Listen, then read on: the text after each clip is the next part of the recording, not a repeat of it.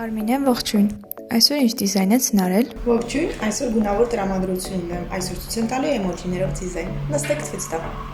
Յուրաքանչյուր ծիպսայի վրա նկարում ենք մեկ էմոջի ըստ նախընտրության։ Դրա համար մեզ պետք է գալու շատ վառ գույներ, նեգել պրեմիում գել լաքերից։